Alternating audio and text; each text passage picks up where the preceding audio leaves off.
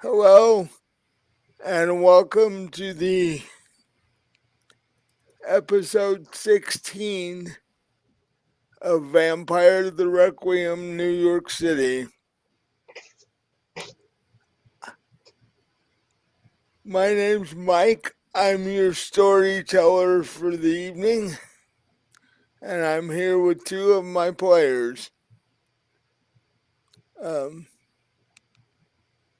I'll throw it over to them and let them tell you who they are and what they're doing. So I'll start with Melody.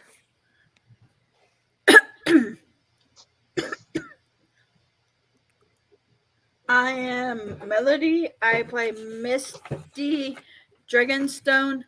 I am a horse owner. I own a ranch, and I'm of the Ventru and Order of the Dracu. And then down to Robin.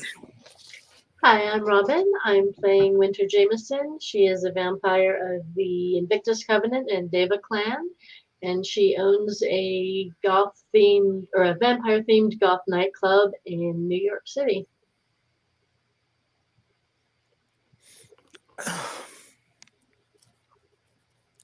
Okay. And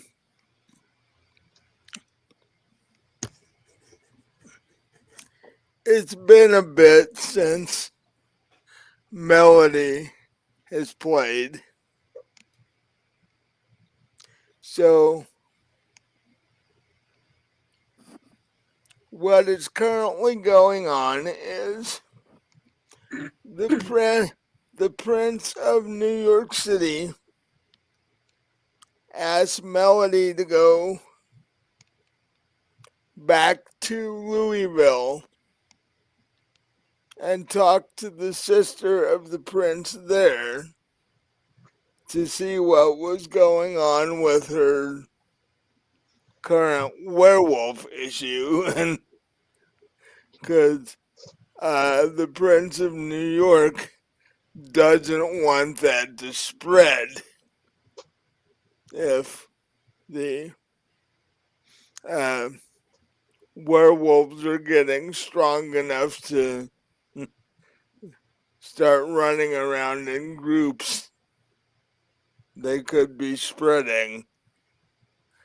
Um, and in New York City, the prince is having issues with his thinking council members. Um, Plus, there's a, shall we put it, vampire affected serial killer running around New York City currently. And Winter's bartender is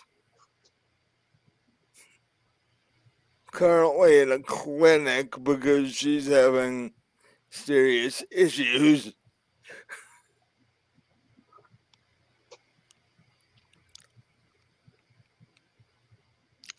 And that's where we'll pick up tonight. Um,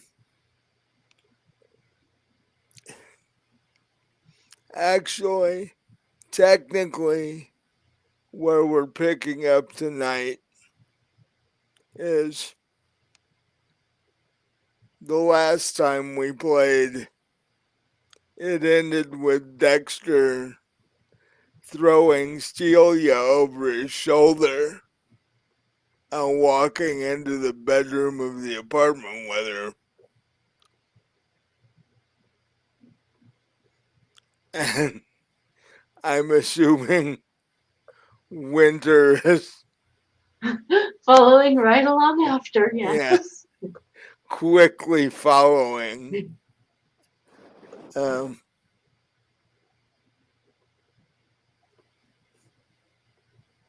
so, um, you three spend the night doing that.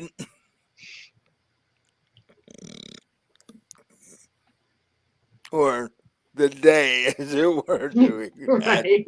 The day. Uh,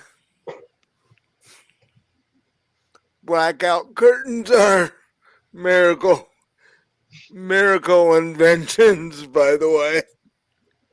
Uh, Well, they're necessary when the sun can turn you into a pile of dust. well, without them, you'd have to be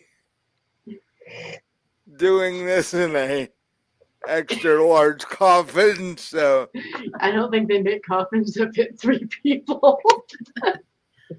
And so I you'd probably know, be lucky if it fits and, 2. and I don't want to know if they do because that's I know. not something I really want to know. They've buried 1,000-pound people in coffins the size of grand piano cases. You could probably fit 3 people in there. I don't know how comfortably that would work. Right. And so you might get 2. Well, Dexter is, well, Celia's small, Winter's about average, but Dexter's pretty solid. So I don't know. But Winter's like 5'9", so she's kind of tall. But Yeah. I'm picturing Celia at like 5'4", oh, okay. with like dark black hair, short dark black hair, and purple makeup, and yeah, the whole goth thing. She's a rock star. What are you gonna do? Or she's an up and coming hopeful rock star anyway. Right.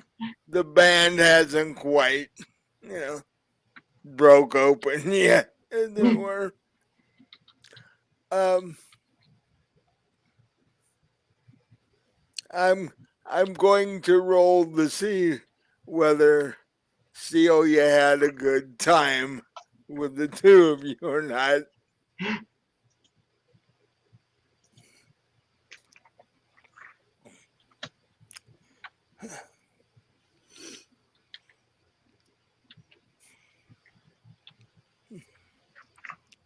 Find the right dice here. There we go.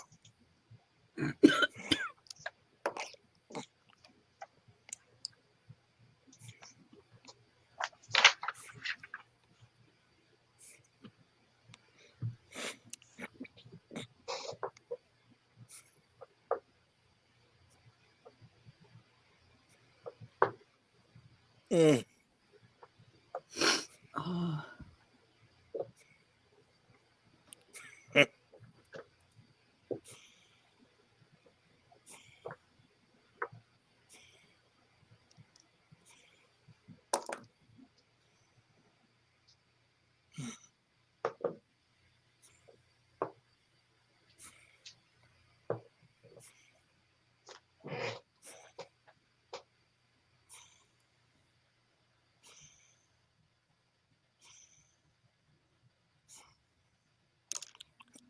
Actually,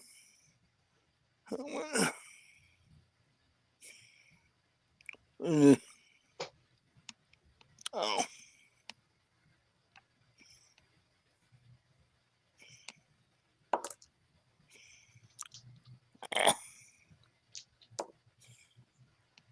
well,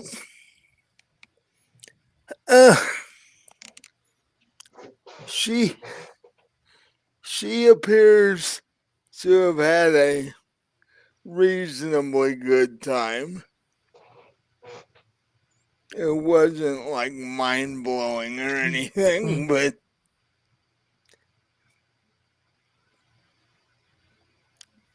so the 3 of you,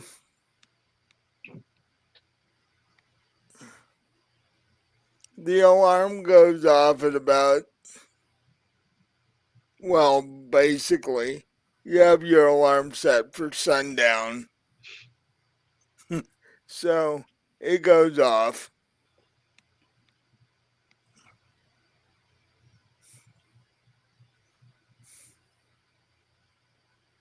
And Winter wakes up and Celia's laying there, but Dexter's not. He always gets up early. Yeah. And you hear him clunking around in the kitchen like every evening.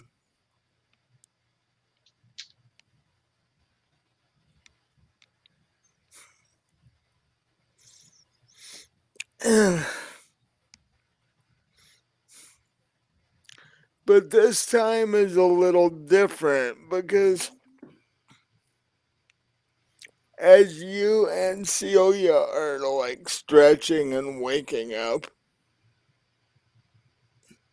Dexter walks in with a tray with 3 mugs on it.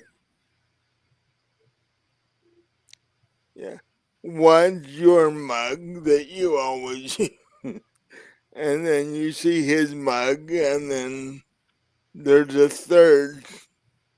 And he's like, I thought I would bring you guys, you know, breakfast in bed, as it were. Uh, Nice, thanks. I, I wasn't sure what blood type Celia drank, so I gave her a mug of what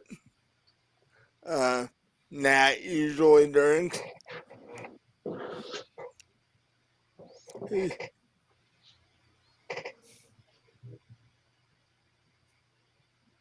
And she stretches and sits up and grabs the mug and is like, when we go on tour, I'll drink just about anything. So, uh,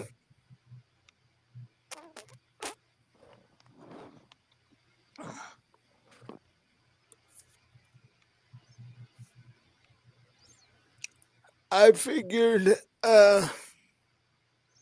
and Dex is already dressed, which is normal for him. I figured I'd quickly go run and talk to my biker friends before the club opens. Okay, yeah, you were planning on doing that anyway. Yeah. Just be careful. I mean, you know, as far as they know, you're dead, so Yeah. that should be an interesting reunion.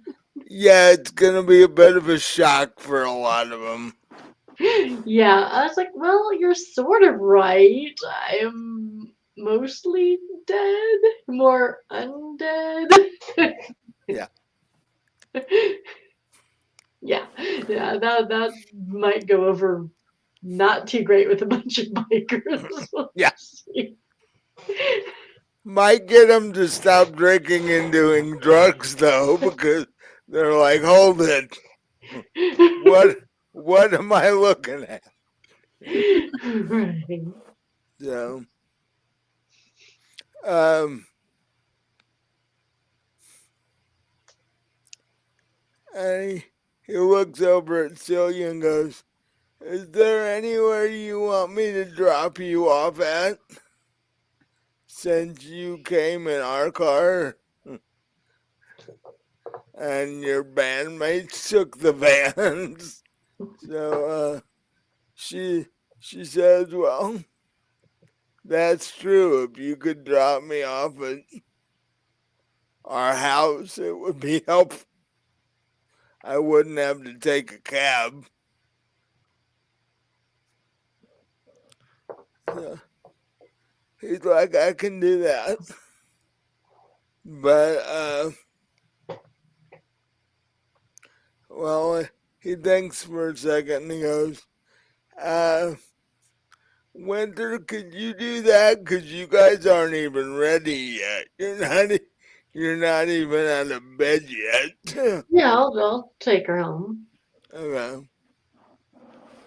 I will meet you back at the club when I'm done, and I'll give you all the possibly interesting details when I get there.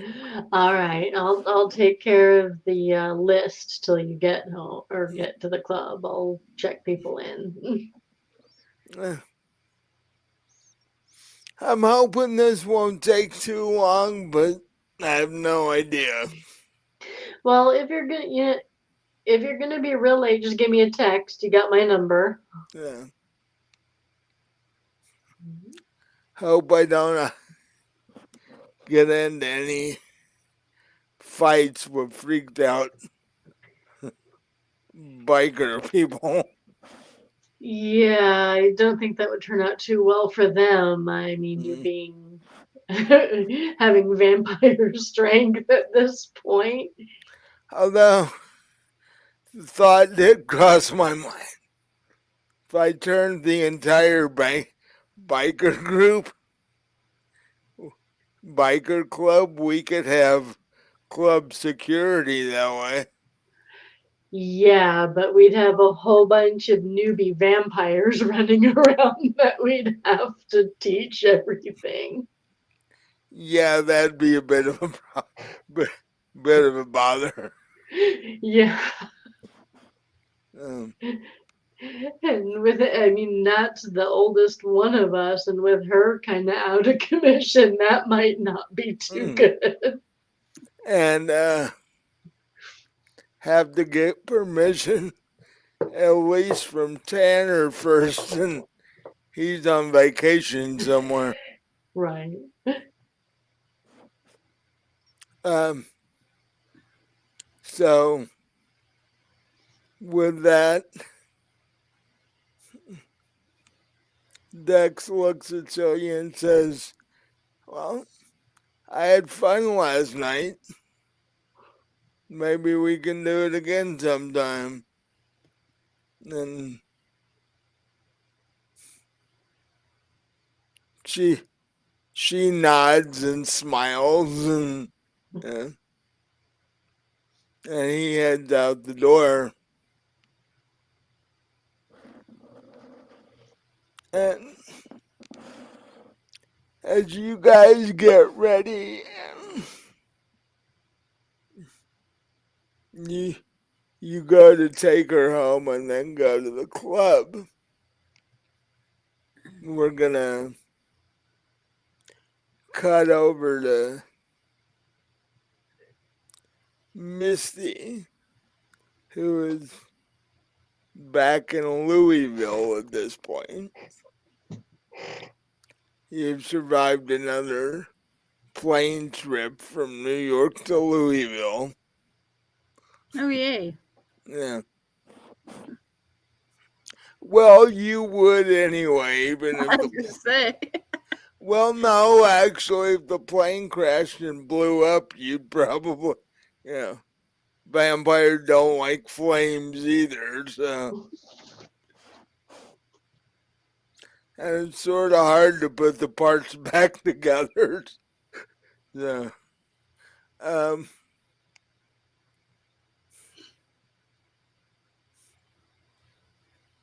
but you and your sire, name's Connor, right? Yeah, I think so. You guys make it back to your Or is farm. it Carter? Maybe it's It was Carter. Carter. Yeah, I knew it was something like that. You guys make it back to your. You take a cab from the airport and make it back to your farm. Uh, there's a large black van sitting in your driveway.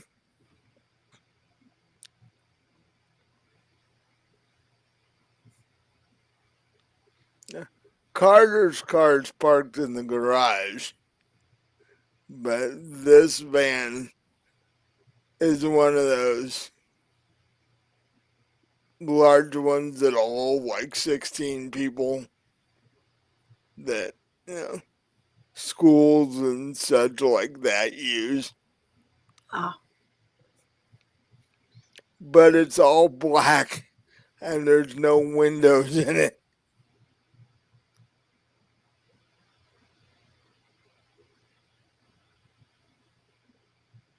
So what do? I say, whose black van is that? Carter looks at you, shakes his head, and goes, I have no idea. Why is it parked in our driveway?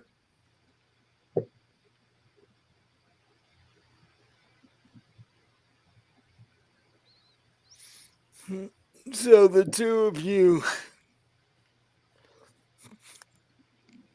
get out of the cab. Carter pays the cab driver, and the cab driver's feeling a bit strange.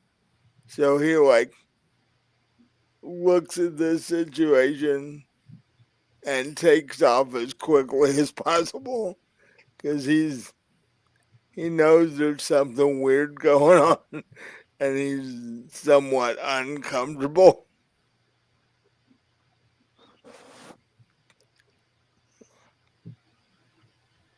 Do you walk up to the van to see what's going on, or I send Carter to go look in the van. Carter goes up to the van, opens the sliding door, and surprises three guys in military armor with, it looks like machine guns.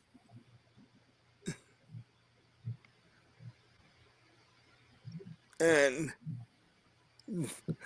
they all three point guns at Carter automatically because he just walked up and opens the door. Yeah. Doesn't knock or anything. And so they freak out and they're all pointing guns at Carter.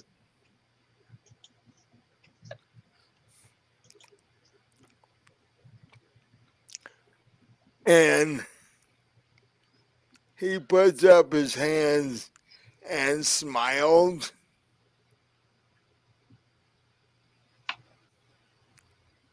And these are humans. And they see Carter's fangs and freak out even more because all they were told is they were hired on a mission to clear out something in your woods.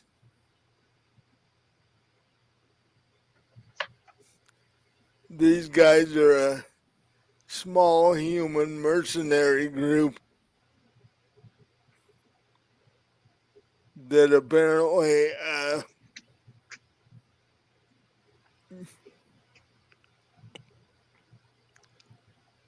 got hired to do this job. Oh yeah, because 3 humans going against werewolves. Yeah, they are not going to last very long. Well,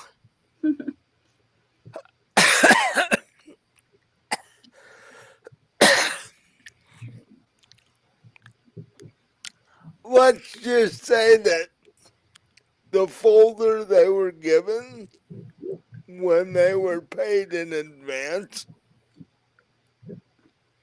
left out a couple of very important details. One being werewolf. Because what human is going to look at a folder that says you're going werewolf hunting and accept the job. Right. So how are they supposed to know what they're going to shoot? Just shoot something random? They figure it's something strange. They just don't know it's werewolves. And they also don't know that their non-silver tip bullets won't do anything against them.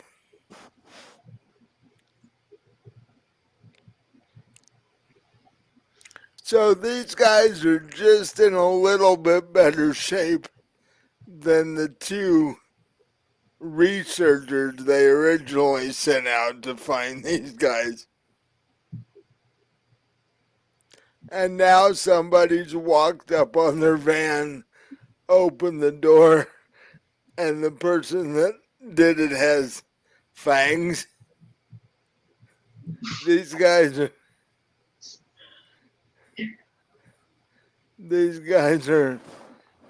feeling a bit odd. Like, what did we get ourselves into, sort of thing. So Carter closes the door and walks back over to you and goes, 3 humans in combat body armor with machine guns. Okay, we need to find out who told them to come here. Because I don't think humans are going to be able to go against werewolves.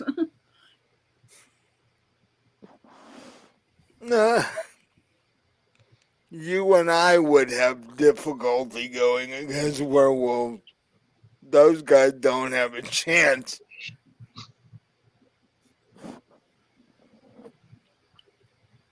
I don't think it'd be the prince, because he'd be a little smarter than that. So we got somebody else involved that we don't know about.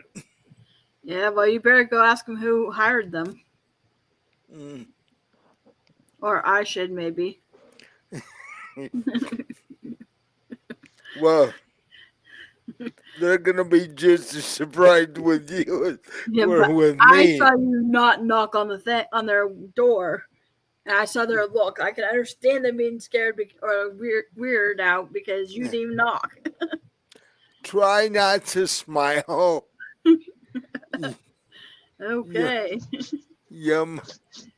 Because I smiled at them and they saw my fangs and were like, maybe not. So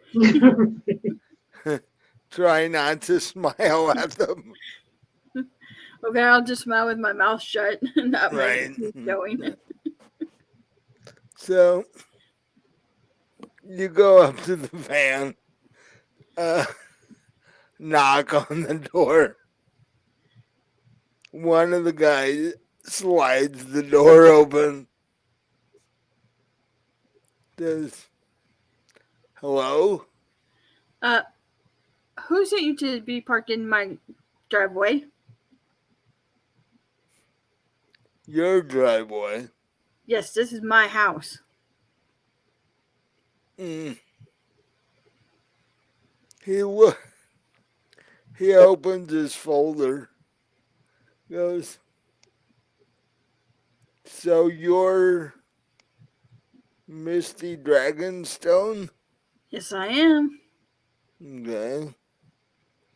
We weren't expecting you to come back so soon. Yeah, I kind of got asked to come back to talk to somebody about some stuff. Okay.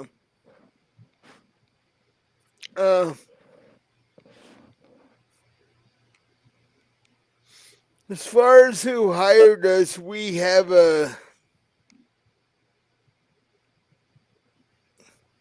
what you might call a handler that does the books all of our jobs for us. Okay, and who is this? Um, his name's, and he's like, let me pull out a card because we usually talk to him over the phone. And he reaches in his cargo pant pocket and pulls out a business card and says, and this is the really odd part, says Justin Harrison, state representative, on the business card. Hmm. This this dude's this dude just state congressman, Hmm. Weird. Okay. and he's uh, booking a mercenary group on the side.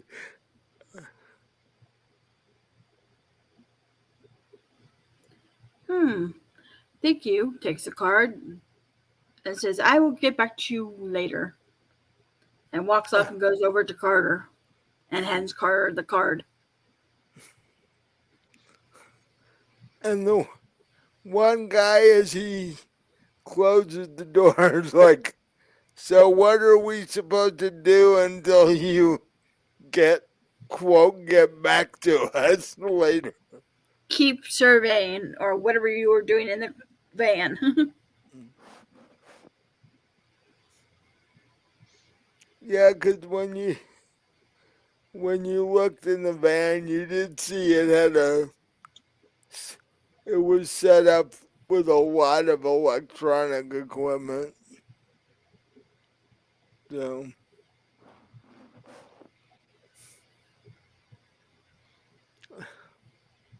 so you give the card to Carter, and he looks at you like, really? Yep, really. So we have a state congressman mixed up in the middle of this now. I guess so. I wonder if they taste good to werewolves. Laughs.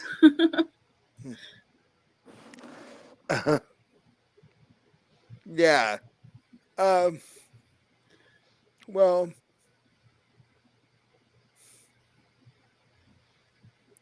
I think what we ought to do is go to my farm, check on your horses, and then you need to get a hold of the prince's sister because this is even getting weirder than we thought it was when we were in New York. Yeah, yeah. So, Find out if she knows what the deal is with some congressman being involved. yeah, you might want to ask her if the prince knows about that or not. Yeah. Because humans are humans, but when they get involved in our world, things change a bit. Just a little. So, having a kindred congressman might not be a bad idea, though. Maybe he already is one. No, no. If that's the case, the prince would definitely know about it. So you guys hop back in the car and go over to your farm, or Carter's farm. And while you're doing that, we'll head back to the club in New York.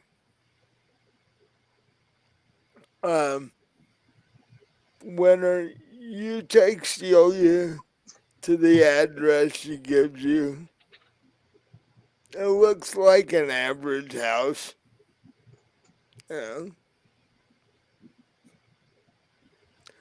Um, surprisingly neat looking for a house that a rock band lives in, but it's your average house. And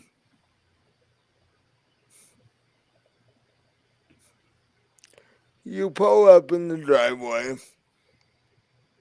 and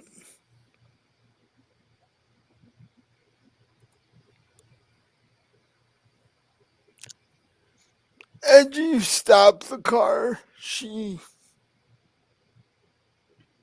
leans over and kisses you and said, "Last night was a lot of fun. Yeah, it was. I maybe the three of us can do it again sometime. Um, when when I'm not doing stuff with the band, uh, and I assume I'll see you next Friday for our normal Friday gig at the club." Yeah, of course. Okay. And she gets out of the door and closes the door and walks up to the house. And the four her four bandmates are all sitting on the porch like they were waiting for her to show up. I was gonna say she has the only key, made her all locked out. Hopefully not, considering they're vampires and they would have been out there all day. Right, yeah. That would not be good. She'd be coming back to four piles all the time. Yeah, they would. That'd be a mess she wouldn't want to deal with. She's get the vacuum out. Yeah, yeah, but that would kind of mess up her rock star career pretty Yeah, bad. she'd have to find a new band. Yeah, so. Uh, and you've actually gotten to know the other bandmates because they've been, you know, doing gigs at the club for a while. So it's like, you know, it'd be a serious bummer if they were all dead. Yeah. So, and you head back to the club. As you pull into the parking lot, however, you get a bit of a surprise.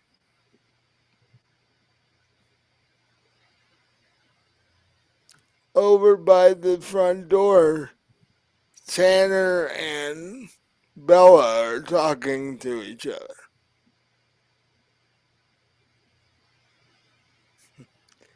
You you did not you may have expected to see Bella. You did not expect to see Tanner Right, I standing thought he there. was on vacation.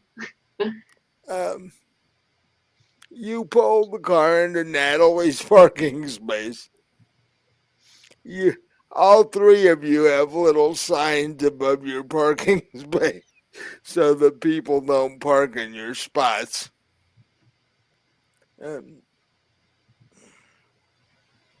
Because Dexter's got a spot for his bike.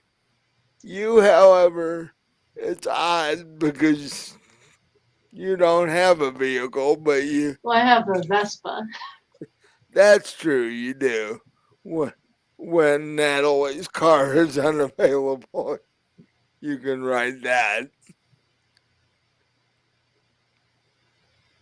And then even though Natalie's car's an electric car in the summertime, the scooter's more economical to go 5 minutes down the street than the car is. Um, So you hop out of the car, walk over there, and what do you do from there? Like I was all I'm like, hey, Tanner, you come back from vacation early? What's going on? Uh, the human cops are starting to poke around more about the serial killer thing, Uh, did and the prince call you back? uh, sort of, kinda, he gave me an update, and I was like, you know what? I need to get back. Hmm. That board spit was on vacation anyway. Mm.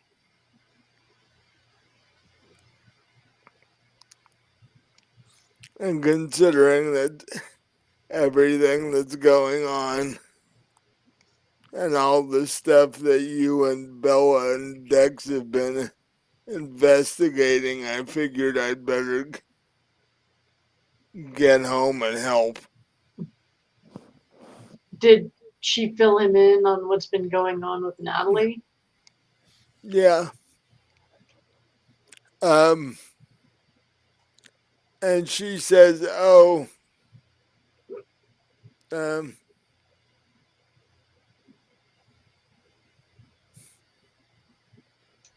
I was wondering if you wanted to come with me after the club closes to try and get in the wing of the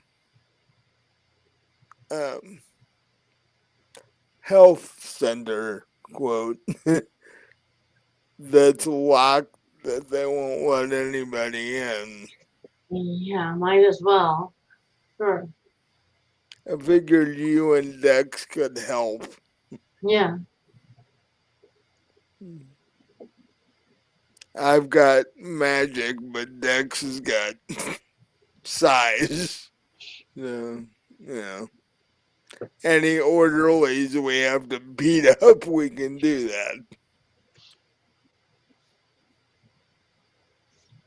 Uh, Maybe I should bring the gun I keep here at the club for along. Possibly. And Tanner's like, I saw something really weird earlier. Oh, great. More weird stuff. What was it? Well, you know that the Lycaea Sanctum down the street has a new leader since all that mess in the park. Yeah.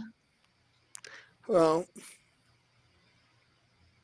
I saw him out in the front talking to a Nosferatu, and they don't normally venture out. And this one looks familiar.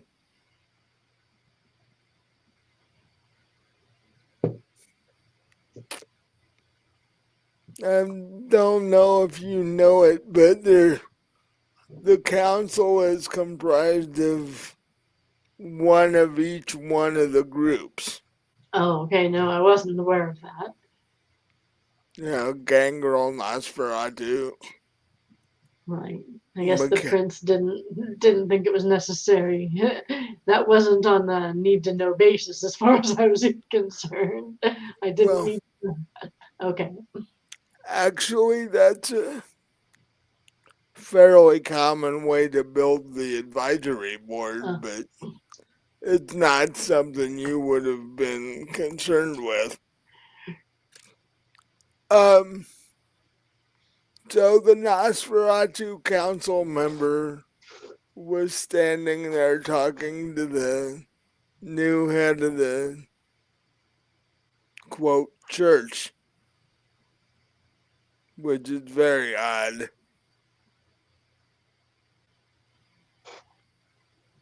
You didn't happen to overhear what they were talking about, did you? No, I was just driving by and No. noticed. Because the Nosferatu's council members fairly hermit-like. They all are.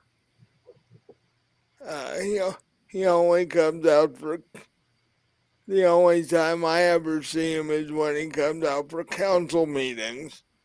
So this is rather odd. And as you recall, the prince told you that he was having issues with council members. So given that, this looked really strange. Uh, he told me to tell you that since the club is just down the street, uh, he would like you to check on that periodically. Check on the Lycaea Sanctum. See if this council member, you know, starts hanging out there Oh, more okay. more often. This might be part of the problem.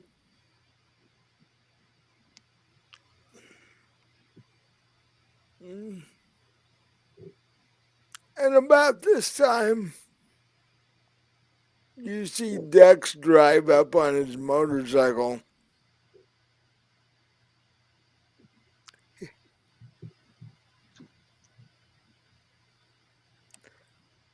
He parks in his space, jumps off his bike, and walks over. And I need a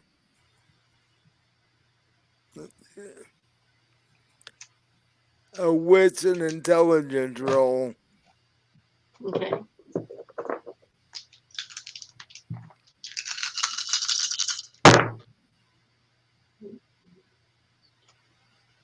Two successes.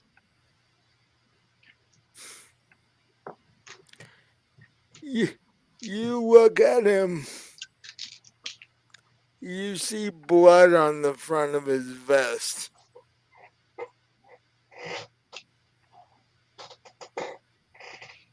He's like, oh, hi.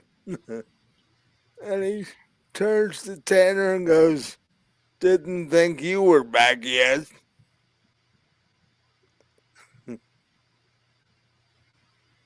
Oh, and by the way, was my meeting was a little rough. Yeah, I was gonna ask you if everything went okay. Oh, have to get a bar rag and wipe the blood off my vest. I'm going to assume that's not yours. No. Like I said, meeting went a little rougher than I was hoping.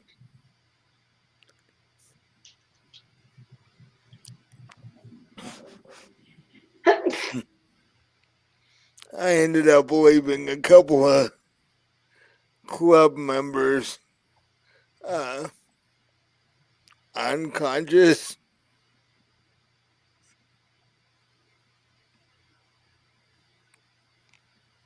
Well, I guess you gotta do what you gotta do. No. They did, however, the ones that weren't unconscious were quite talkative after the one couple of the others went down.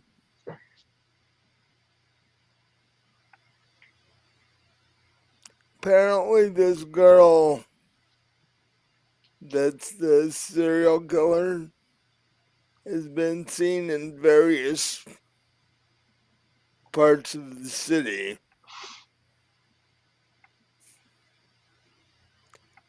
She it's not just a neighborhood thing. She's been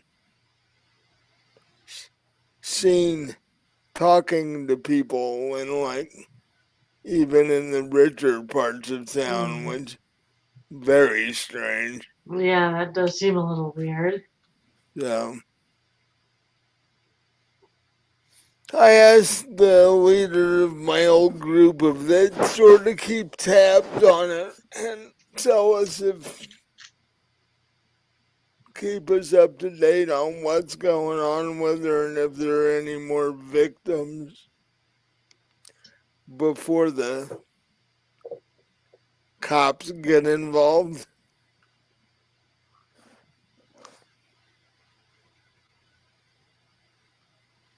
So with that, the four of you unlock the door and the four of you head into the club and uh, you and Dex start getting things ready for customers and Bella takes her normal table and Connor or Tanner immediately goes up to the bar, orders his Bloody Mary like usual, and sort of hangs out where you're at. Uh, with that, we'll uh, head back over to Louisville. Uh, you guys have checked on the horses. Um, all of them are doing well except one. One seems to be slightly ill. Uh, but none of them have become werewolf food yet. So that's a plus. I yell at the farm staff is like, "Why is my horse sick?" We have no idea. Well, did you call a vet? We did. Uh, he's booked up for the next 3 days. We set up an appointment with him to come out as soon as he could. Right now we're just monitoring and make sure it doesn't get any worse. Well, maybe call a different vet to come out.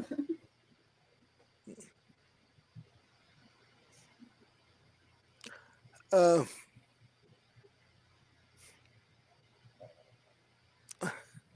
I don't know how many horse vets there are in Louisville. Well, So. you would think being a racehorse town, there would be more than one. Well, yeah. And if there's an emergency, you could always take it to one of the racetracks because they have staff. Yeah. But Well, get on and get looking for another vet to come out. okay, well, we'll have our IT guy jump on the computer. Cause Yeah, that's IT guy. oh, Carter has a large farm with a large staff, and one of them is an IT guy Okay. that does all the computer stuff. Because horse trainers don't do computer stuff. Well, horse trainers should be able to use their phone to look up veterinarians. That's if they have smartphones. Who knows? You would think they would. but you know, they're going to handle that. Um, and Car- Carter walks up next to you and goes, "You should probably call the prince's sister now." Okay, I'll go call her. He gives you a card with her name and number on it, and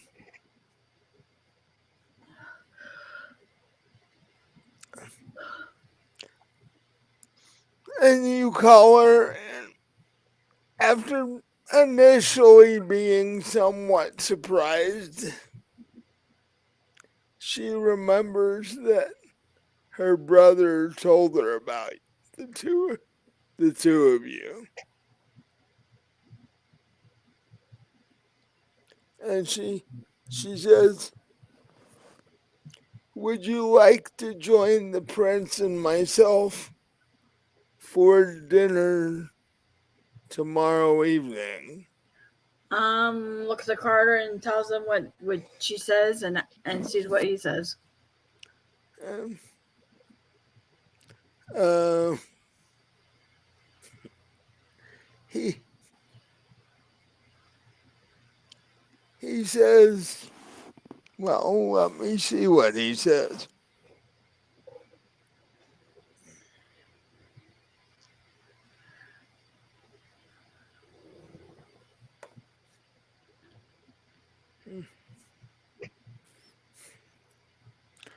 He pulls out his phone, opens the calendar app, and looks at the calendar. Goes, "Doesn't look like we have anything for tomorrow night." Okay, then I tell her, I say, yes, we are free to come tomorrow night. What time would you like us to come? And would you like us to bring anything? Uh,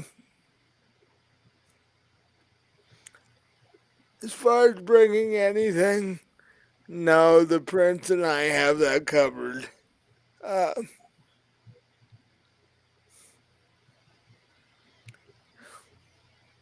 how about 8 p.m.? That should be right after sundown. Yep. Um,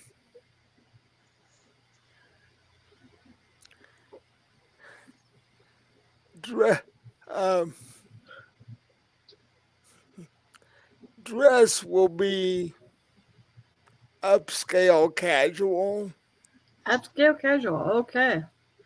The My brother doesn't do jeans and t-shirts. Oh, jeez. He's into the whole Prince thing. So, so what can you do?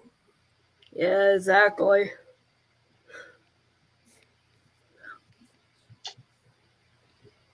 So I will be looking forward to meeting the two of you tomorrow evening then. Yes, 8 p.m. We'll be there. And she said, "Well, the two of you have a pleasant rest of your evening." And she hangs up the phone. So, Carter, 8 p.m. tomorrow. Um, upscale casual. Yeah. That means you have to wear a nice dress, and he wears a like suit with a shirt under it, but doesn't have to do the tie thing and all that. So, Well, good thing I have good dresses, so. well, and it's summer in Louisville, so by 8 o'clock, the temperature's probably dropped a bit, but there's probably a lot of humidity in the air. So Yep. you don't want to wear anything too heavy. Oh no. So, what are you guys gonna do for the rest of your evening? Cause Um, I don't know.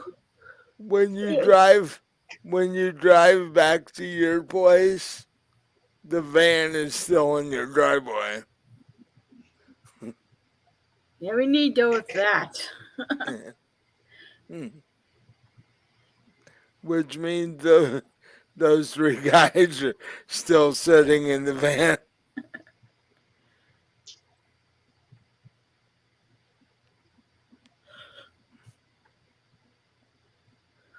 What do you think? Do we fight them and make them vampires? That way they at least have some luck with the werewolves?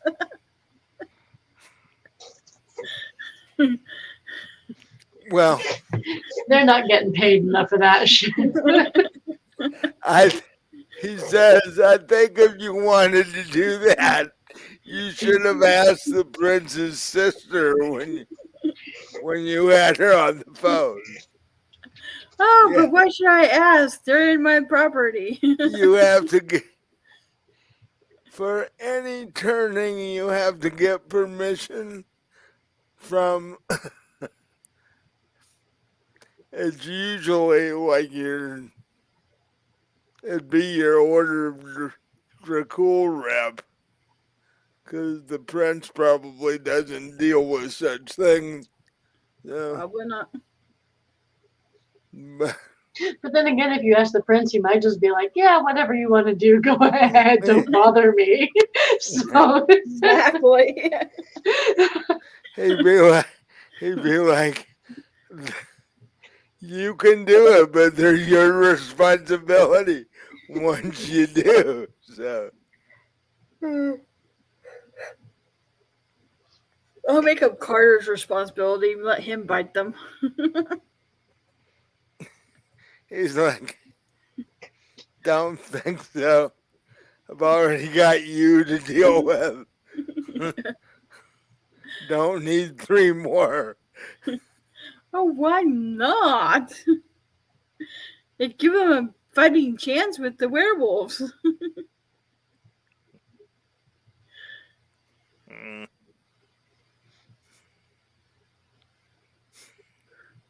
So I'm gonna roll to see if he's actually up on this idea.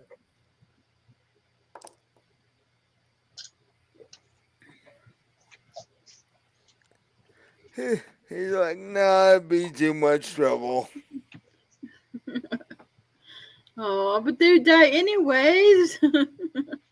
Just have a little more chance of survival. Three humans who would have to adjust to being vampires before they go out to hunt werewolves. No, that would take weeks. But they would be bloodthirsty. And they come after you. No, I'm not. I'm a vampire, not not a human. I wonder if you have to get permission to turn them into ghouls or not. Don't know. Because to turn them into ghouls, you feed them. It doesn't involve you turning them into vampires. You would have to convince them to feed from you. But Or just force it down their throat. well, you could always thrall them and then they do whatever you want them to do. Yeah. Yeah. Stare at them a little bit and then they do whatever. Maybe you should call the prince and ask. Or the prince's sister. I'll call the Dracul rep. We've already bugged the prince's sister.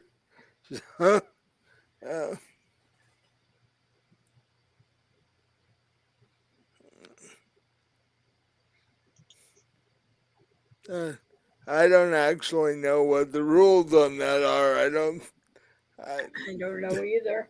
I don't think I've ever seen if you have to get permission to make ghouls or not. I don't I don't think so. I say you're more adept at knowing that than me. Cause I I've always heard that you're able to make them once you're a vampire. I've never heard that you have to get permission to do it though. You just have to have willing humans.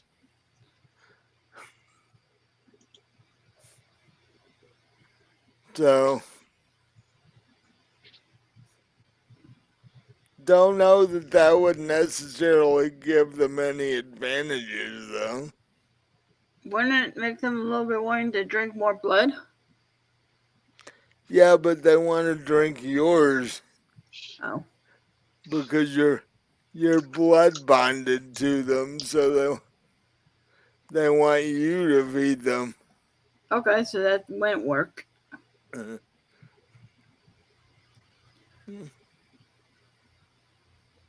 Okay, let's Let's call the rep for Dracul and ask him if he could change them into vampires. okay. Well, I'm doing that. Why don't you go inside and get us a couple of mugs of blood? It's been a while. Okay, heads inside and makes these drinks and takes it out to him, or So, to him, not out over to him. so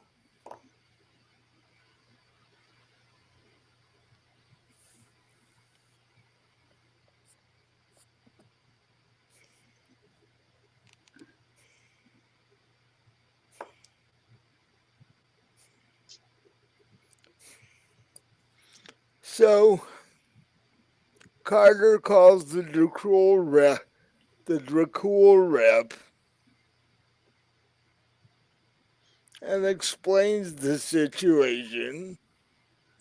And the guy is like, initially rather surprised and skeptical, but after a bit of conversation,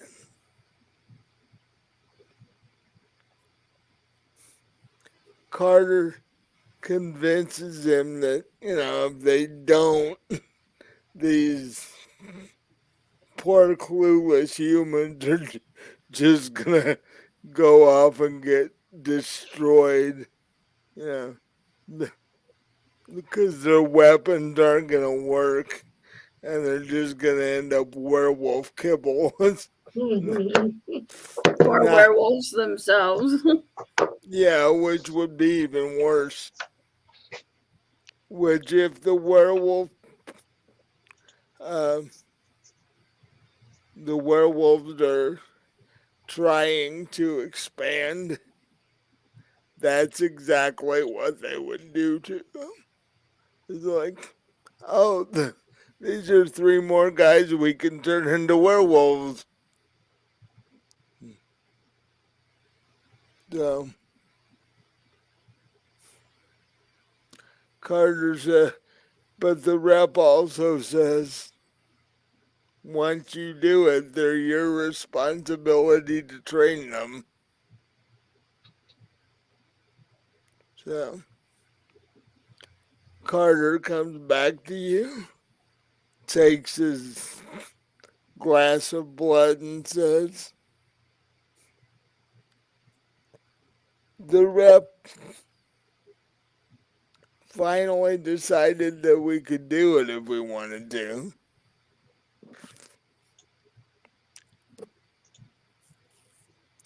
So, you've never turned anybody. I'm still too new to be responsible for a one.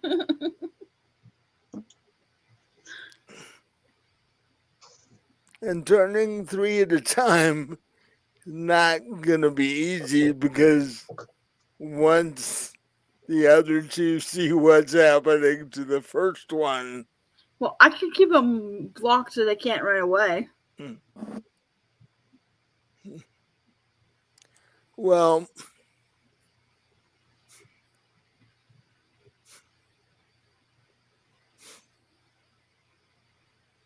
I'm wondering how we should do this. Should we invite them in, give them a drink? Sure. And I can lock the doors so they can't get out. Probably be easier to do it that way than doing it in the van. Although a van, I can keep track of the doors easier than in the house where the doors are far apart.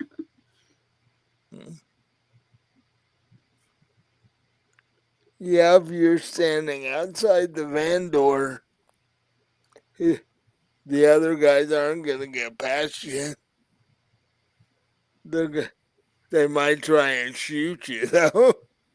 True. That's where you take the guns and throw them out the windows. Don't give them a chance to do that. Well, that's why you invite them in, because you tell them they have to leave the machine guns in the van so they can't shoot you. True. And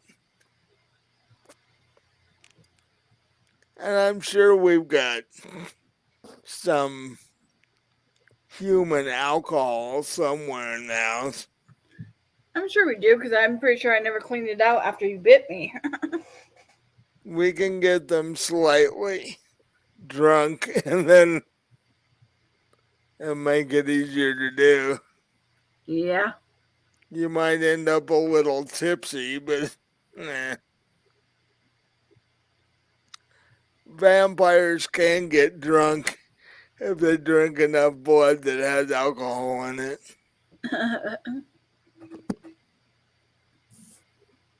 So, now it's going to seem rather strange that we're inviting them in, but Well, all we have to do is say, "Do you guys need to use the restroom? Come into the house and use the restroom." yeah, Or because if you need something to eat. they've been sitting in that van for hours. I'm sure they gotta go bathroom. Yeah. No. As long as you do it, they're okay with it. Yeah. Okay, I'll They're go ask. I'll go ask them. they're still a little iffy about your friend there. Okay, I'll go to ask them if they need to go to the bathroom. I walk out there and knock on the on their window or door again. And they slide the door open. Yes. Do you guys need to use the restroom? I know you've been out here for several hours. They look at each other and go, it'd probably be useful, yeah. And plus all this gear's getting kind of heavy. Okay, so come on in, you guys. Oh, So, by the way, leave your machine guns in the van. No guns in yeah, my house. they're like, it's Kentucky. Are you kidding? Hey, get like rifles and shotguns, but machine guns, no. Okay. So they begrudgingly leave their machine gun in the van. It's like you telling them to leave the dog in the van. They're somewhat sad by that. They have deep connections to their machine guns. Yeah. But they jump out, head in the front door, and you and Carter follow behind them.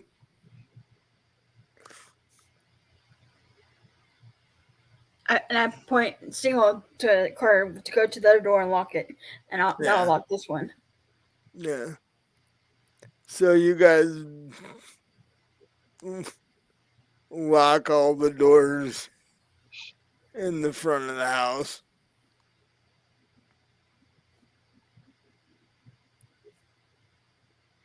And one of them does turn around and ask you where the bathroom is. I say, follow me, and points down towards and takes him down the hallway. Okay. No. And the other two sort of follow so they'll know where the bathroom is. And I say, and I go, and I say, there is one upstairs, and I take the other two upstairs and say, well, you could go in the upstairs one, and Yeah. Now you don't have anything in the house that would tip them off to what you guys are, do you? uh, no, Okay. not in the bathrooms. Well, if they had to go through your bedroom to get Oh to the no, I would not show him that bathroom at all. Oh, okay. No, but there is a third bathroom. Yeah, this in our room, and yeah, I'm not showing it to them. And don't let them look in your refrigerator. You've got new bottles of blood in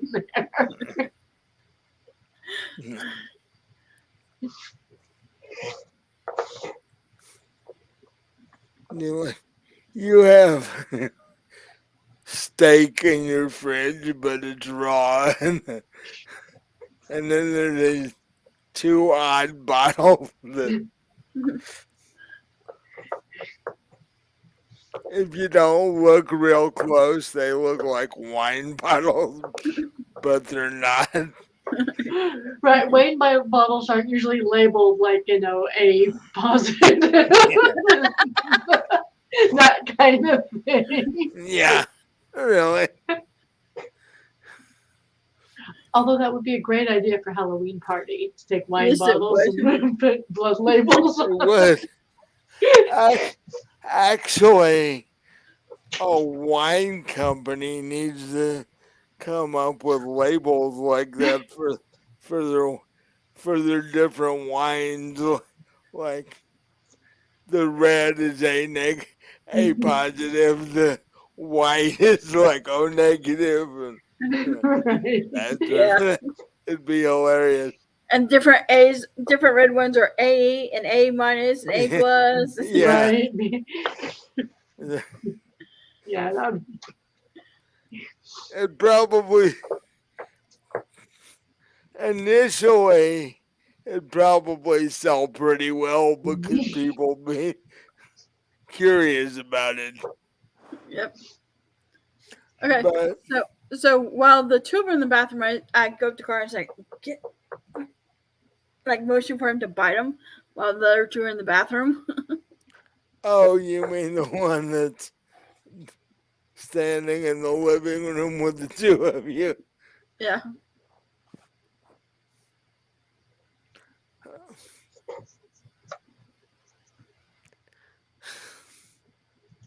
He leans over and says, well, go over and walk over and like grab his shoulders and stare at him, and you'll actually paralyze him. Me, you're the one that should be doing this, not me. Well, no, if you do that, I can bite him and he won't even Oh, notice. okay. Then I go in front of him and do that. And he gets this sort of blank look on his face when you do that.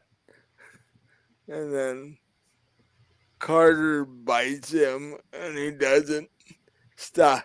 And the guy doesn't stop staring at you. It's almost like he didn't notice what happened.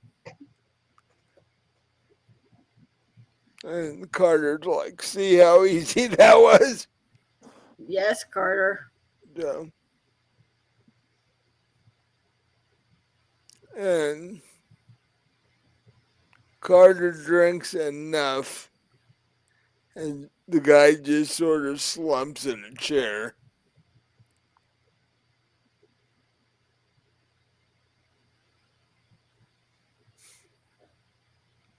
He says the only problem we got now is if the other two see this one.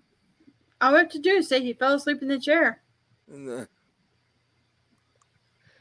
it's like, you guys were out in the midday heat. The dude passed out. Yep. Yeah. Dude passed out. It was so hot. The dude passed out. Yeah. And the one comes out of the first floor bathroom first and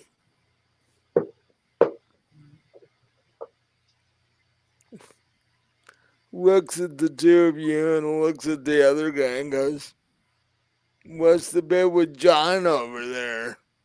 No, the heat just kind of got to him and he fell asleep. Hmm. I get in front of him and do the same thing to him that I did to the first guy. And he, same reaction.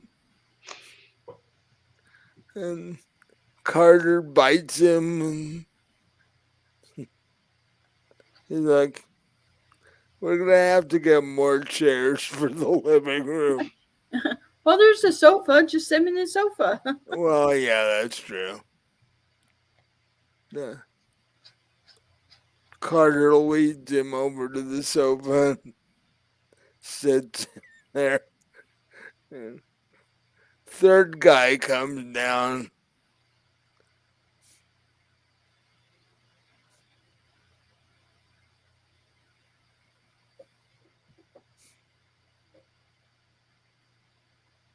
Says, "Think you're having a plumbing problem upstairs." Oh, Yeah.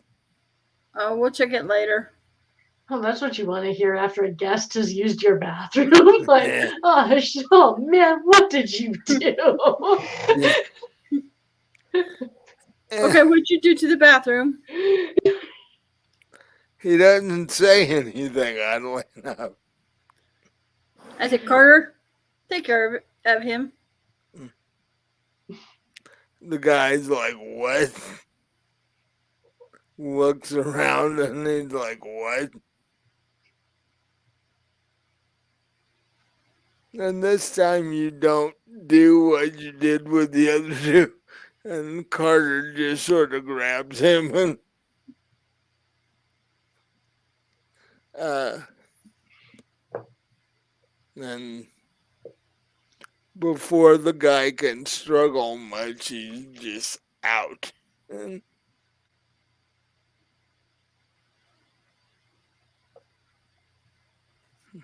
Yeah, I'm sorry. He clogs my toilet. He don't need to be subdued.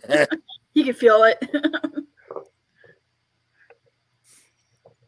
if you go by all the movies, it doesn't feel that bad, actually. Yeah, according to the movies, yep. True.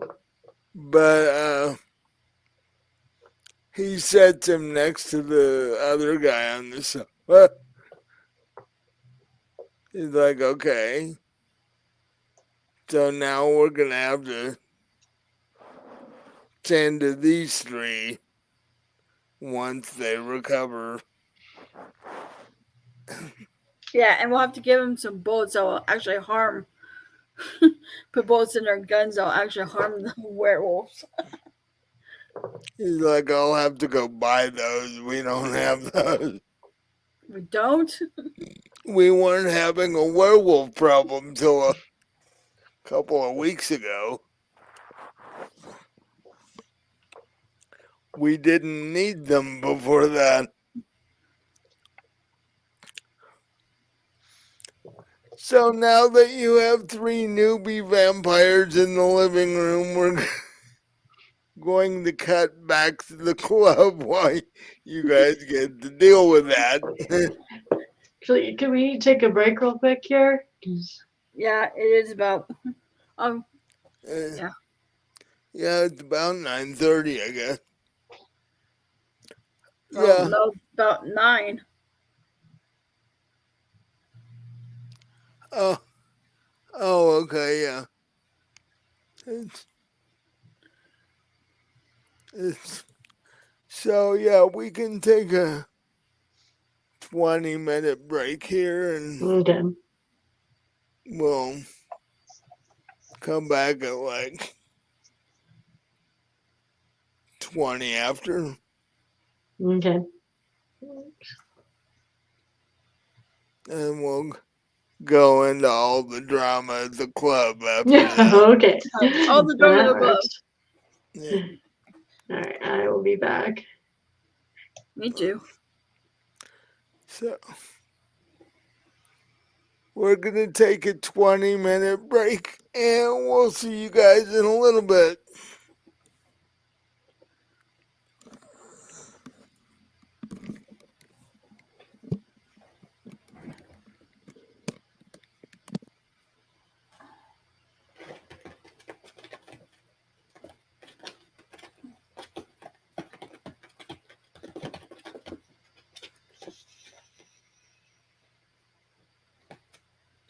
There you go. There you go.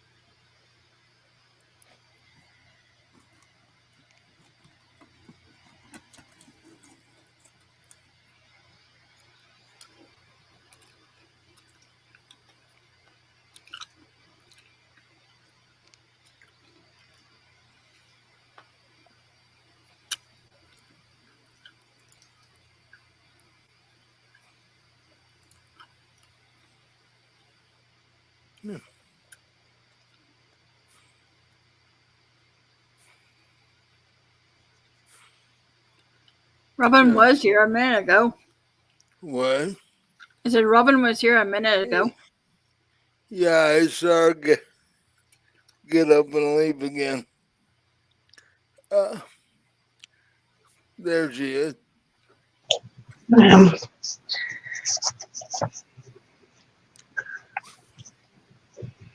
So you guys having fun so far? mhm.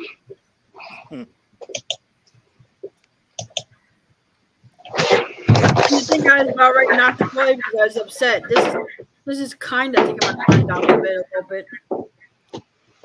Did what? Kind of taking my mind off of her for a little bit.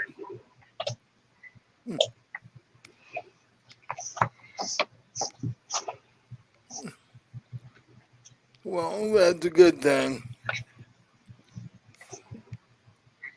Hang on, I'm getting some weird feedback on my headphones. I'm going to disconnect the Bluetooth and then connect it again real quick and see if that fixes it.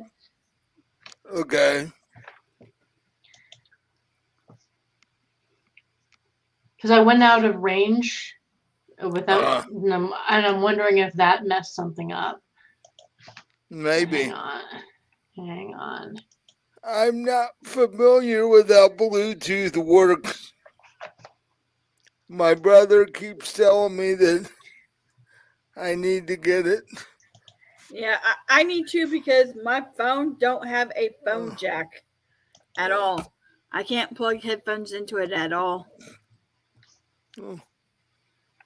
And that's the way he answers the phone, because that way he can talk and still do stuff. So Yeah. That fixed it. cool. Good. So now you know you can't go out can't go out of Bluetooth range. Right. Or either that, or you got to remember that if you do, you got to fix it afterwards. Right. Yeah.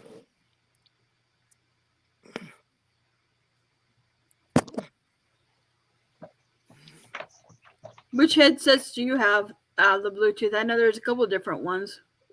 Oh, they're like a Walmart brand, I think, but they work well. That's good. That means they'll actually be affordable, maybe. Maybe. Yeah. I don't know anything over $50. I think it's too expensive. Actually, that's what I paid for the headset that I'm wearing. It was 40 something from. I spent 50 or some bucks for headsets, and I could not figure out how to. I could get the earphones to work, but I could not figure out how to get the mic to work. So I sent them back.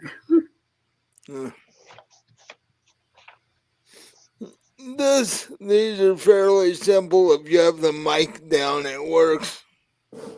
No. I kind of wanted headsets I could use with the computer and the phone, but I'm having a hard time finding them.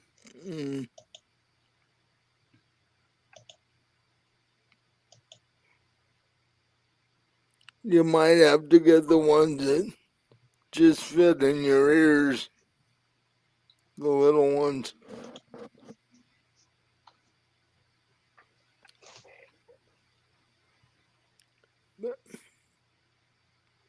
Oh, I wanted to tell you guys, we now have 50 episodes up on our podcast, and we just went over 600 on our podcast. Oh, cool. So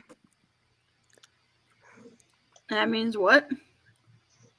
that means 600 people, or people have listened to our episodes 600 times.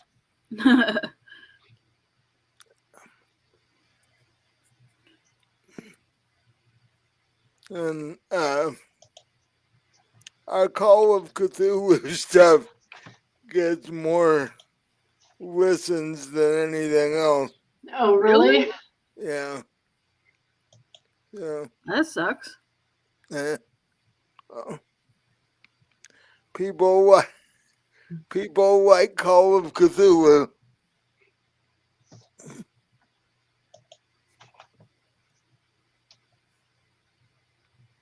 Because it's the only game out there where you can actually go start raving insane. People like to watch that or listen to it. But if you guys are ready, we'll jump back into this.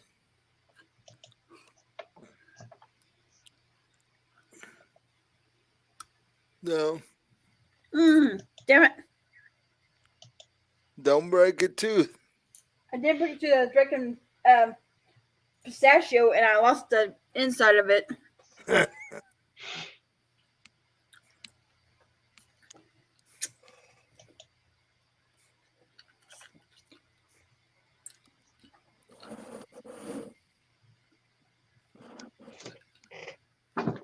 So,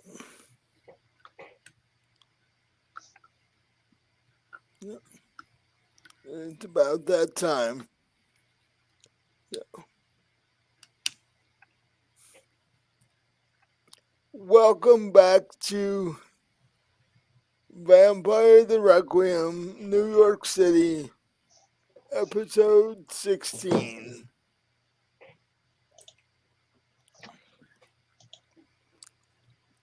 Before the break,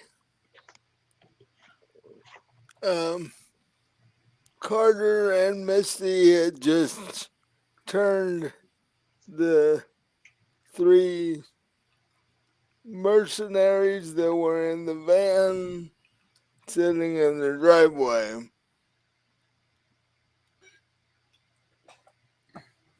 All three of them are now unconscious, either on the sofa or in the chair across the living room. Carter said, we should move the guy in the chair over to the sofa. Okay, maybe go do it. Yeah. Is it your idea? Go do it. Well, they're strong enough to lift a human in one hand at this point. So that way they can all be slumped together. Yeah, where are we gonna put them, by the way? Don't know. Back in the van? There's not really places for them to sleep, either in the van or how many bedrooms did your house have, by the way? Three or four. So you and Carter take one. There's at least two more that you can stash these guys in. Yep. Okay. Because they're going to be sleeping it off for a while. I don't know. We could put two of them in one room and one in another room. Yeah.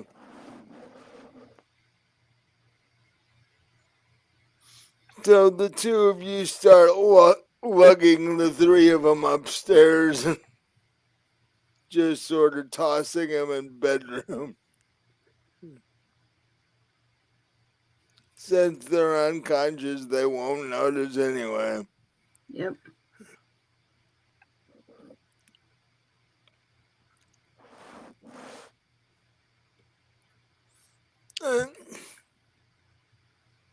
With that, we're gonna cut back over to the club in New York.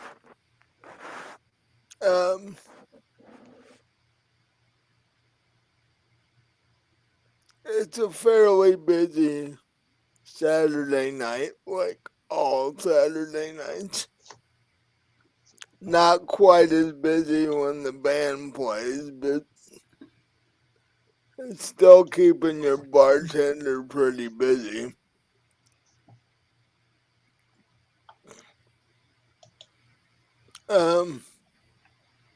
Most of the night has been fairly quiet as far as drama goes.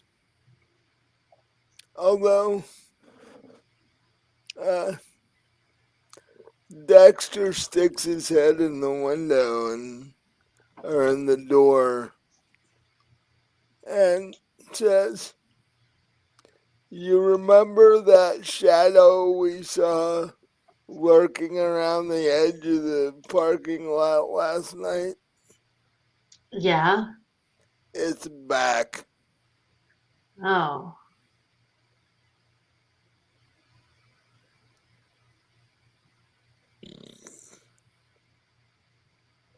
If Tanner is still in the club, you might want to mention this to him. Yeah. So I'll go look for him. Fairly easy to find. He hangs around the bar. Gotta keep stocked on his Bloody Marys, and he's not much for the dance floor, so he sort of just hangs around the bar.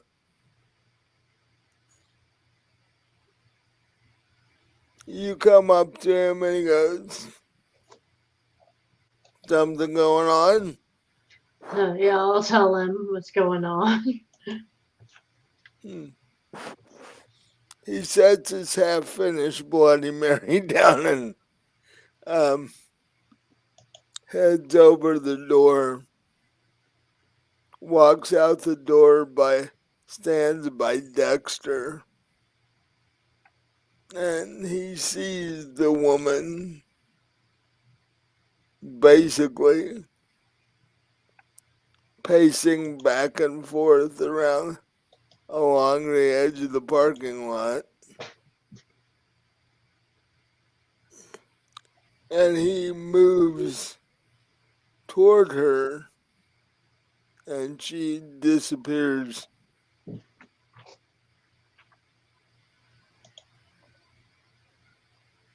Okay. And he comes back to Dexter and says, "That was really weird. What is she doing hanging around here?"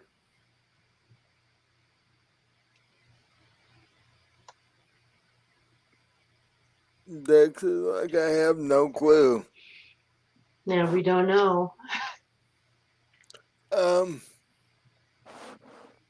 Tanner walks back inside and turns to you and goes, "You might want to call the cops,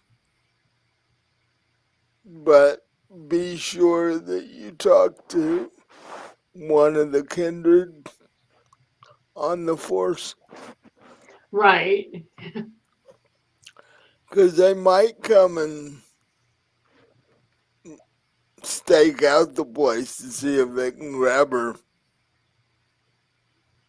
Okay, I will do that then. I'll go into my office and call. And I gave you a name of a sergeant to talk to Yeah, Johnson. last last time. Yes. So you call and you talk to him and you say that you think this woman's prowling around the edge of your parking lot.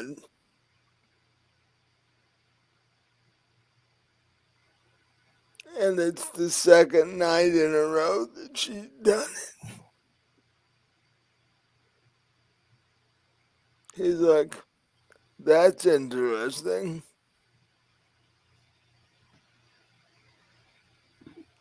Uh,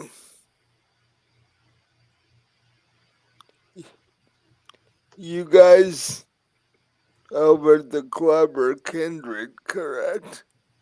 Yes. So why would she be stalking you guys? She's Her other victims have all been human. I know. I have no idea why she'd be stalking us. Mm, mm.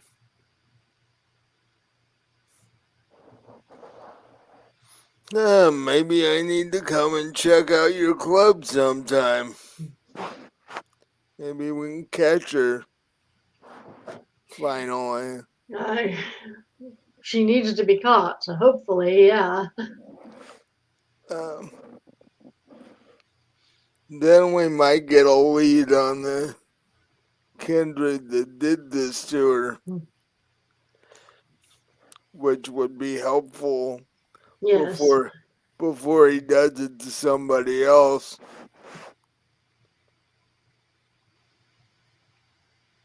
Luckily, he can't do it to another vampire, though. Um, and he asks you all the basic info, your name, the club's address, blah Mm-hmm. blah blah. Um, do you mind if we, uh, I and my partner come down and talk to your doorman, or Oh, not at all. Actually, he knew the last victim, so oh, okay, didn't know that. Yeah, I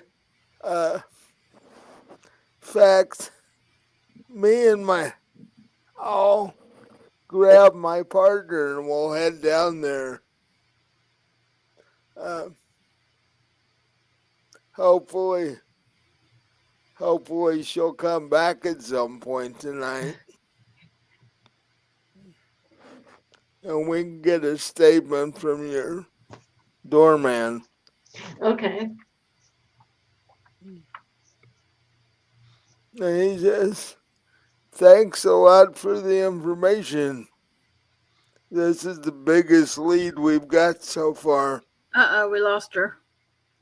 Uh oh.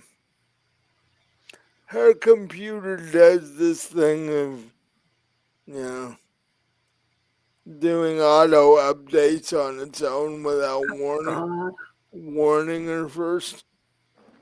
There's a way to fix that. Yeah. So she comes back. We'll head back to your place. The night is a very restless one.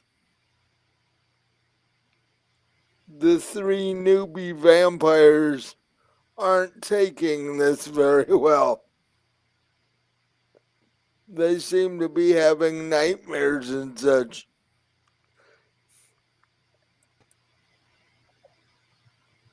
I don't even know what I did. Did you accidentally Can't hear you. Can't hear you. Wow.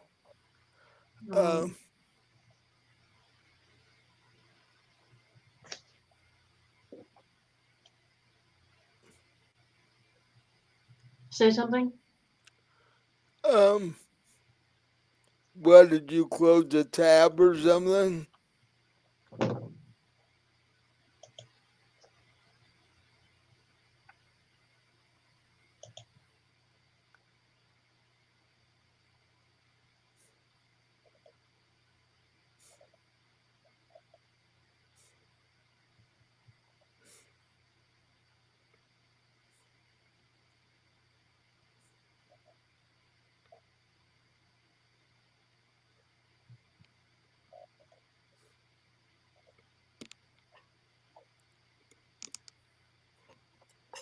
Okay. I think I'm back. Okay, can you hear us? Yeah, I can hear you now. I don't even know what I did. I clicked on something. Just stay away from your mouse from now on. Put it as far on the other side of the desk as possible. That way you won't be able to click on it. No. Well, like I said, the three newbie vampires aren't taking to it very well. They seem to be having nightmares and such. Periodically, one of them will scream. Yeah. I look at Carter, I say, I think we need to give him some sleeping pills to knock him out.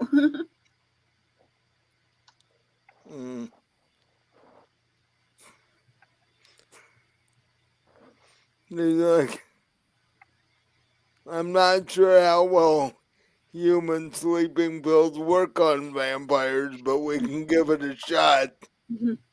They're in the process of changing. It might still work. That's true.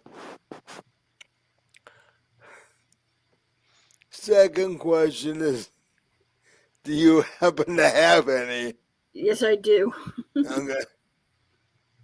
So. And it's not over the counter. Okay. Oh, by the way,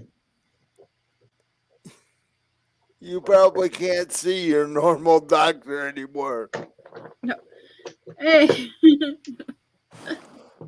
Because he'd be a bit. Yeah, just a bit. Yeah. Right when he goes to take your pulse. He goes to take your blood pressure and your pulse, like you don't have either. What's going on?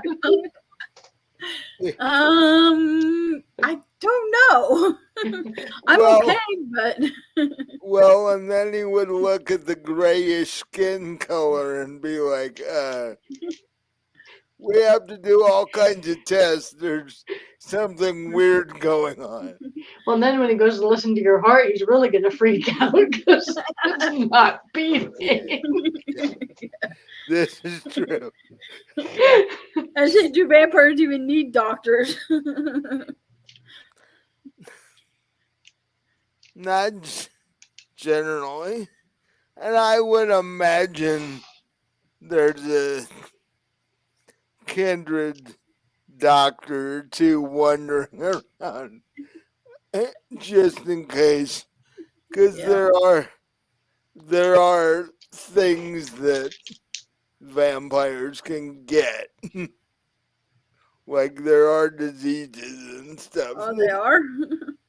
Yeah. So I imagine there's a, just like there are kindred in the police force, I imagine there's a kindred or doctor or two wandering around. Probably in New York. I don't know about Kentucky. Well, yeah, that's true.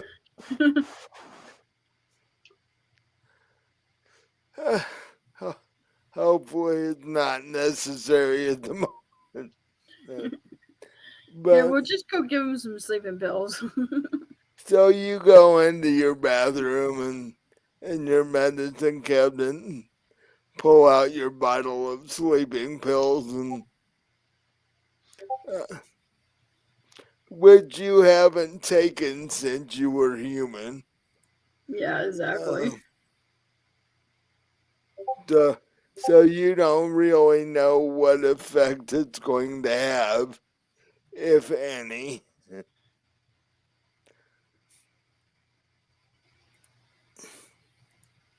And you wake them up long enough to, you know, get them to swallow a pill.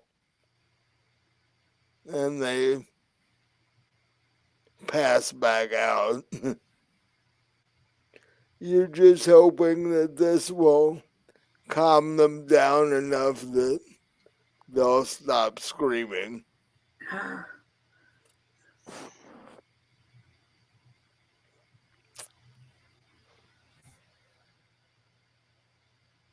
And Carter says, this is a rather interesting reaction. I don't think even I've seen this before. Okay. Hmm.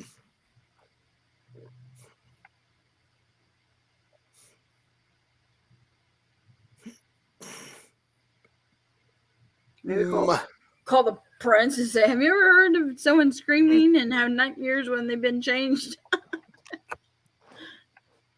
I'm as old as your average prince is. I imagine they've seen it at least once.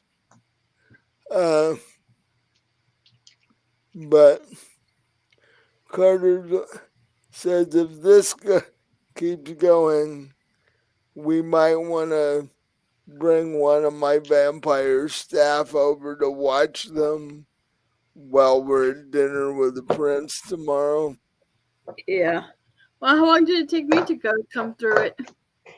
3 days. Oh, It's not an instant process. Plus,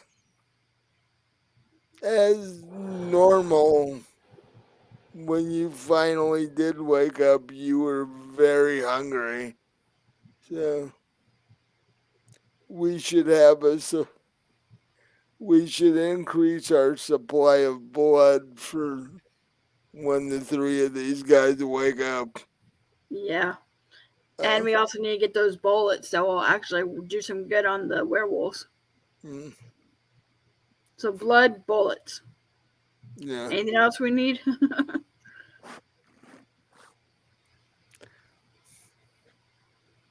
Mm. I'll call my staff because I want to check on the progress about the other vet and have one of them standing by for tomorrow night. Yes. The bullets, we're gonna have to go to a gunsmith and have them made because you can't just go buy silver bullets. And if you could, they'd cost way too much.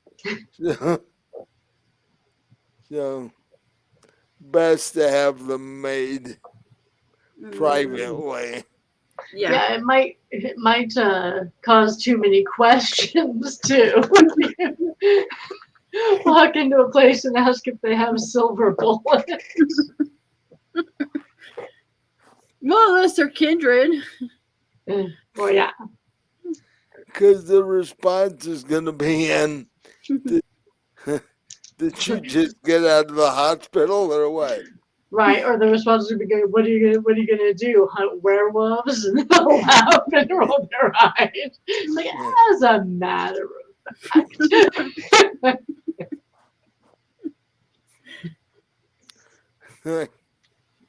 You don't really want me to answer that question.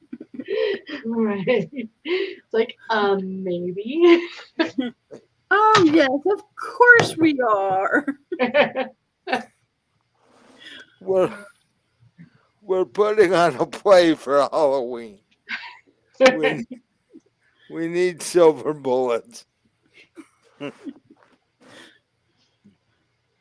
going to say, what kind of play is this? They need silver bullets. Well, then you could tell them it's a werewolf thing. And you're just, but then they'd be like, oh, it's a Halloween thing, okay. But in reality,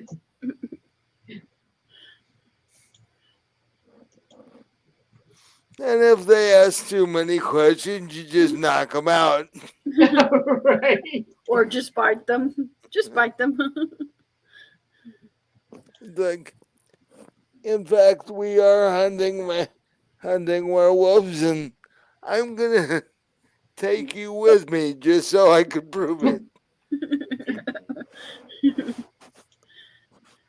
So, uh, And then when they see one, they'll say, what's that? It's like, that's a werewolf.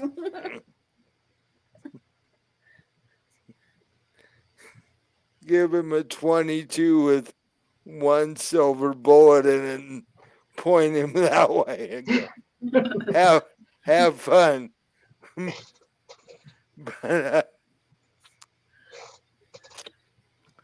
But in fact, since we're meeting them just after sunset tomorrow, we might need to do all this stuff tonight. Yeah, probably. So what I'll do, do you want to stay here? Do you want to go with me to get the bullets, or do you want to stay here and... I will stay here and try to not hear them scream. Okay. By the way, while you're doing that, you might want to pick out your clothes for the dinner party tomorrow. Okay, will do. That way you're not rushing around tomorrow night trying to do it. Okay. Because we don't want to keep the prince and his sister waiting. We don't want to be late or anything. So, Oh, why not? because I'd rather not be killed by the prince, actually. But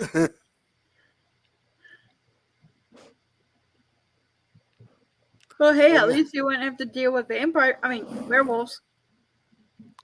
I think I'd rather deal with werewolves than a pissed off prince. So, so I'll be back fairly soon. It shouldn't take too long to go do that. Okay.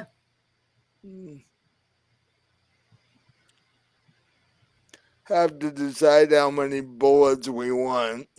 100 or more. How, however many fits in a box of bullets, I guess. I don't think that's enough.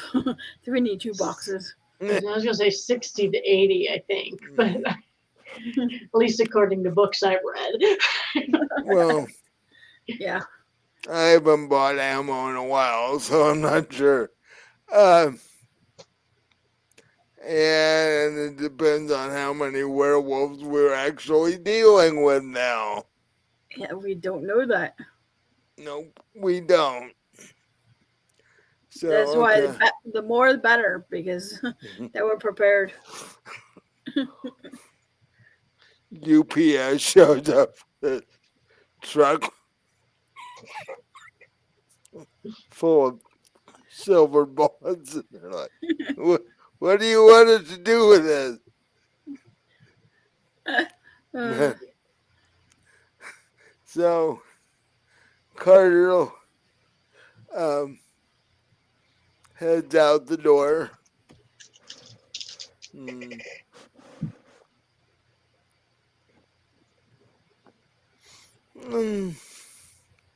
While that's going on, we'll head back over to the club.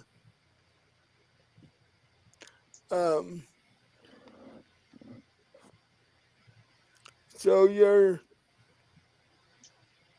standing there talking to Tanner and the bartender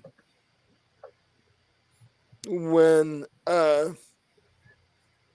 Dexter walks in the door with 2 policemen behind him.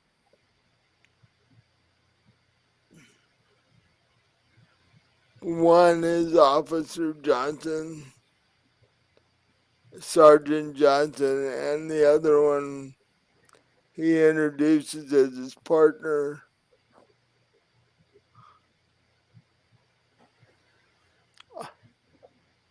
Officer Olson, who is a dark haired Latino woman you judge to be about 30. And Officer Johnson is a dark skinned male who looks about 40. So, yeah, he's got that sergeant belly starting to happen. So, and that's about how old they were when they were turned. You don't exactly know how old they actually are.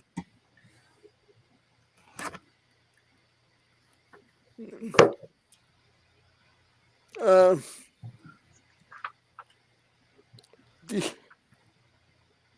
after introductions, they're like, do you mind if we grab a booth and get a statement from Dexter here? Oh, absolutely. Go ahead. So the three of them sit down in a booth. Um,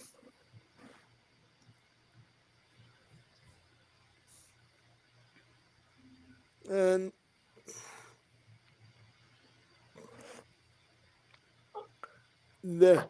they're busy taking statements. Uh,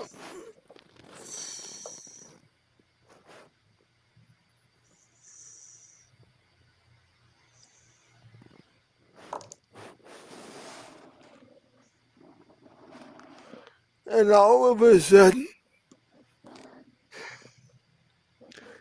you hear a scream from out in the parking lot.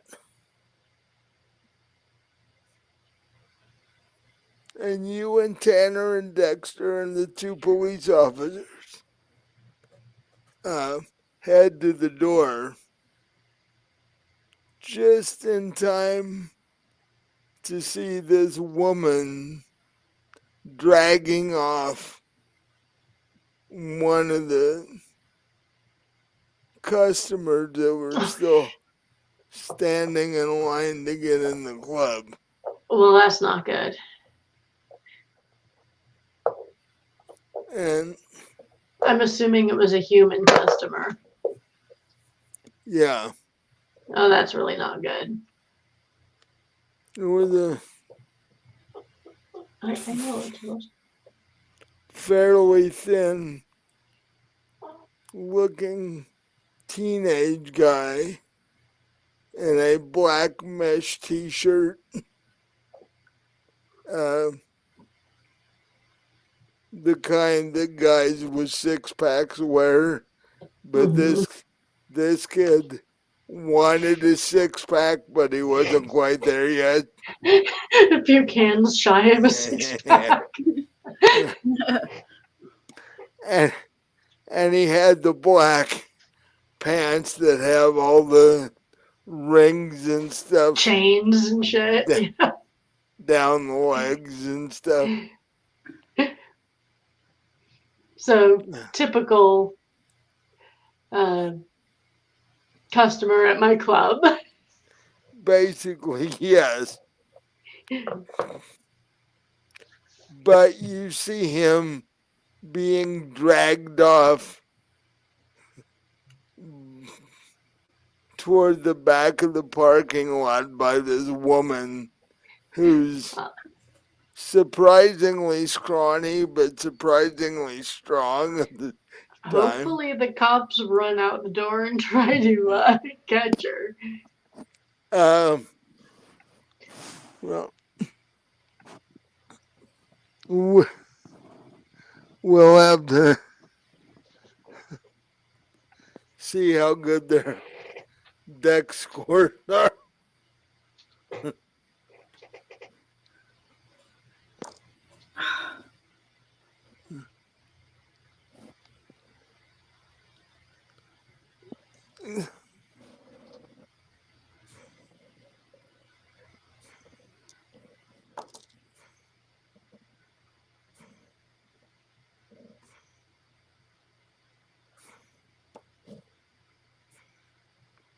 Uh,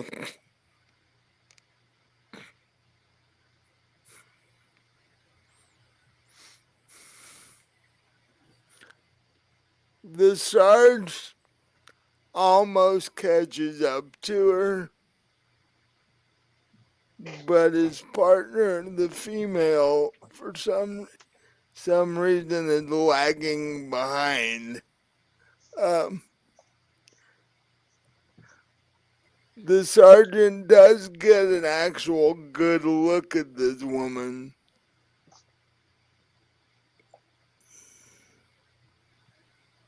And her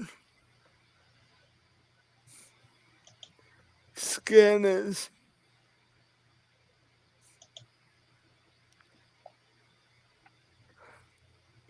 it looks like she's been in a tanning booth one too many times. And her eyes are really big and her pupils are dilated. Okay. And it doesn't look like she ever blinks. Okay.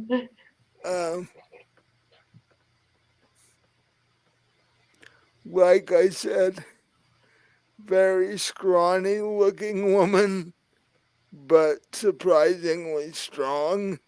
She's able to drag this kid without much of a problem. And the kid's got to outweigh her by 40, 50 pounds.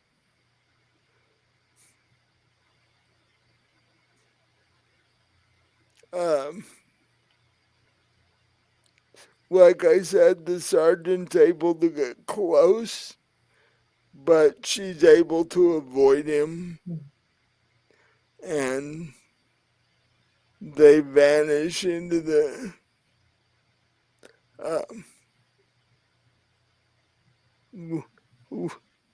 into the clump of trees that's around the edge of your parking lot that stretches Okay.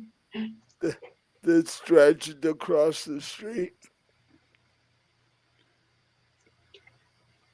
And I'm actually gonna have to go because I need to feed the dog. Well, uh, you guys just, how long does it take you to feed the dog? Well, and also Sean's not feeling well, and he kind of wanted me to be off at 10. Ah, okay. Well, we can just call it here then. Um, actually, um, so we'll pick up next time with uh you two going to the prince's dinner party, Okay. and then we'll continue to see what happens with this whole thing with you, with Winter and Bella going on their little investigation into Yeah. the locked wing of the medical center. So, um, well, I hope you guys had fun Mm-hmm. Did and nobody died. this time. Yeah. Darn. But so, and for people who will see this video within the next day or so, I hope you enjoy it. You know, like and subscribe and all that good stuff. And it'll be up on podcast too. Like I said earlier, we just hit 50 video or audios on our podcast. So check those out. Support the channel. Uh, you can donate to our podcast if you're so inclined. Um, and we'll see you next week for Fallen Dragons, and God knows what's going to happen to them. Yeah. Because Jinx always gets into trouble and almost dies. I don't, I don't think he could. I don't think he's safe brushing his teeth in the morning.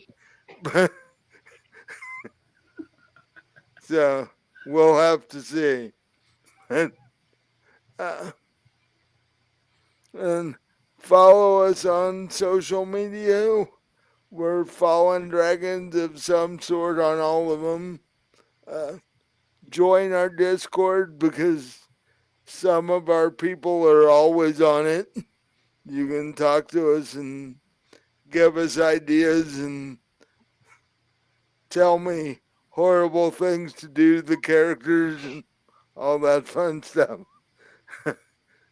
So, and with that, do the two of you have anything you want to add? Good to see you.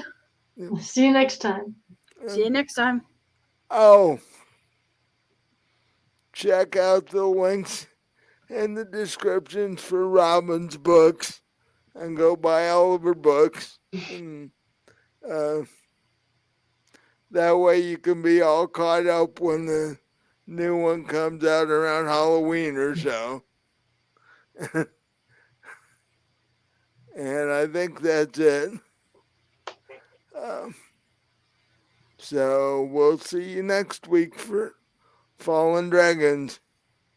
Yep. Yep.